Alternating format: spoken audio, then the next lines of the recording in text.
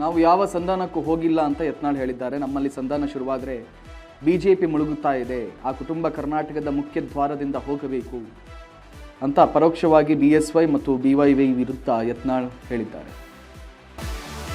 ಬಿಜೆಪಿಯಲ್ಲಿ ಸಂಧಾನ ಸಭೆ ನಡೀತಾ ಇರುವ ವಿಚಾರದ ಕುರಿತಾಗಿ ಶಾಸಕ ಬಸನಗೌಡ ಪಾಟೀಲ್ ಯತ್ನಾಳ್ ಪ್ರತಿಕ್ರಿಯೆಯನ್ನು ನೀಡಿದ್ದಾರೆ. ಮತ್ತೆ ಬಿಎಸ್ವೈ ಬಿವೈವಿ ವಿರುದ್ಧ ಯತ್ನಾಳ್ ಗರಂ ಆಗಿದ್ದಾರೆ. ನಾವು ಯಾವ ಸಂಧಾನಕ್ಕೂ ಹೋಗಿಲ್ಲ ಅಂತ ಯತ್ನಾಳ್ ಹೇಳಿದ್ದಾರಂತೆ. ನಮ್ಮಲ್ಲಿ ಸಂಧಾನ ಶುರುವಾದರೆ ಬಿಜೆಪಿ ಮುಳುಗ್ತಾ ಇದೆ, ಆ ಕುಟುಂಬ ಕರ್ನಾಟಕದ ಮುಖ್ಯ ದ್ವಾರದಿಂದ ಹೋಗಬೇಕು. ಪರೋಕ್ಷವಾಗಿ ಬಿಎಸ್ವೈ ಬಿವೈವಿ ವಿರುದ್ಧ ಯತ್ನಾಳ್ ಕಿಡಿಕಾರಿದ್ದಾರೆ. ಅದೇ ಉತ್ತರ ಭಾರತದಲ್ಲಿರುವಂಥವ್ರಿಗೆ ಹೆಚ್ಚಿನ ಒಂದು ಅಲಾಟ್ಮೆಂಟ್ ಆಗಿದೆ. ದಕ್ಷಿಣ ಭಾರತದ ಏನು ಇಥನಾಲ್ ಕಾರ್ಖಾನೆಗಳಿಗೆ ಕಡಿಮೆ ಅಲಾಟ್ಮೆಂಟ್ ಆಗಿದೆ. ಇದರಿಂದ ದಕ್ಷಿಣ ಭಾರತದ ಏನು ಇಥನಾಲ್ ತಯಾರು ಮಾಡುವಂಥ ಕೈಗಾರಿಕೆಗಳಿಗೆ ಭಾರಿ ಪಟ್ಟು ಬಿದ್ದಿದೆ. ಅದಕ್ಕೆ ಈಗೇನು E20 ಏನು ಮಾಡಿದ್ದಾರೆ, ಅದನ್ನು E27 27% ಪೆಟ್ರೋಲ್ದಲ್ಲಿ ಮಿಕ್ಸ್ ಮಾಡುವಷ್ಟು ಯೋಗ್ಯ ಇದೆ ಅನ್ನೋಂಥದ್ದನ್ನು ಈಗಾಗಲೇ ಕೇಂದ್ರ ಸರ್ಕಾರ ನೋಟಿಫಿಕೇಷನ್ ಜಾರಿ ಮಾಡಿದೆ. ನಾನಿಷ್ಟೇ ಕೇಂದ್ರ ಸರ್ಕಾರಕ್ಕೆ ಒತ್ತಾಯ ಮಾಡೋದು, ಆ E27 ಏನು 27% ಏನು ಪೆಟ್ರೋಲ್ಗೆ ಏನು ಮಿಶ್ರಣ ಮಾಡಬೇಕಾಗಿದೆ ಮತ್ತು ಡೀಸೆಲ್ನಲ್ಲೂ ಸಹ ಇವತ್ತು ಅದನ್ನು ಮಿಶ್ರಣ ಮಾಡ್ಬೋದು ಅಂತೇಳಿ ಮೊನ್ನೆ ನಿತಿನ್ ಗಡ್ಕರಿ ಅವರು ಹೇಳಿದ್ದಾರೆ. ಇದು ಆಗಿಬಿಟ್ರೆ ಸುಮಾರು ವರ್ಷಕ್ಕೆ 3 ರಿಂದ 4 ಲಕ್ಷ ಕೋಟಿ ಡಾಲರು ನಮ್ಮ ಫಾರಿನ್ ಎಕ್ಸ್ಚೇಂಜ್ ಉಳಿತದೆ.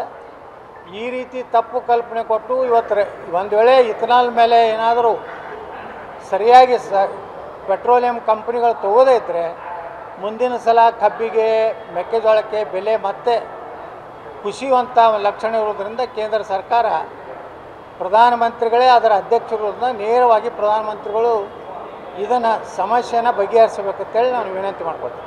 ವಿಜಯಪುರದಲ್ಲಿ SIR ಪ್ರಕ್ರಿಯೆ ಹೇಗೆ ನಡೀತಾ ಇದೆ? ವಿಜಯಪುರದಲ್ಲಿ ಕೆಲವೊಂದು ಗುಂಡಾಗಳು ಗಲಾಟೆ ಮಾಡ್ತಾ ಇದ್ದಾರೆ, ಅವ್ರು ಹತಾಶೆ ಆಗಿದ್ದಾರೆ. ಅಲ್ಲಿ ಏನಾಗಿದೆ ಅಂದರೆ ಸುಮಾರು 10 ರಿಂದ 12 ಸಾವಿರ ಜನ ಸತ್ತವರ ಮತಗಳಿದಾವೆ.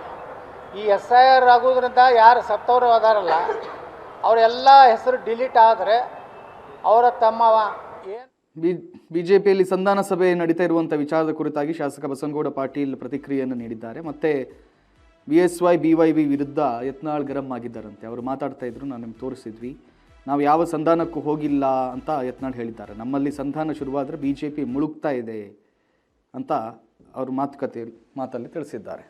ಅವೆಲ್ಲ ಡಿಲೀಟ್ ಆಗಿಬಿಟ್ರೆ ಬಿಜಾಪುರ ಏನು ಅವ್ರೇನು ನಮ್ಮದು ಪ್ರಾಬಲ್ಯ ಇದೆ ಅಂತ ಹೇಳ್ತಾರೆ ಅದು ಕಡಿಮೆ ಆಗ್ತದೆ ಅನ್ನೋದು ಭಯದಿಂದ ಅಲ್ಲಲ್ಲಿ ಗುಂಡಾಗಿರಿ ಮಾಡೋದು, BLOಗಳ ಮೇಲೆ ಒಂದು ರೀತಿ ಹಲ್ಲೆ ಮಾಡುವಂಥ ಪ್ರಯತ್ನ ಮಾಡೋದು, ಅವರಿಗೆ ಕೆಟ್ಟ ಶಬ್ದಗಳನ್ನು ಸರ್ಕಾರಿ ಅಧಿಕಾರಿಗಳಿಗೆ ಮಾತಾಡೋದು, ಜಿಲ್ಲಾಧಿಕಾರಿಗಳ ಬಳಿ ಹೋಗಿ ಗಲಾಟೆ ಮಾಡೋದು ಮಾಡ್ತಾಯಿದ್ದಾರೆ.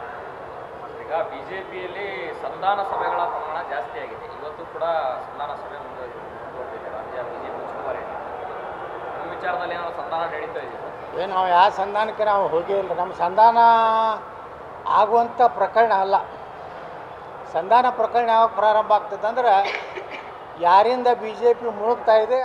ಸಂಪೂರ್ಣ ನ್ಯೂಸ್, ಇದು ನೊಂದವರ ಧ್ವನಿ.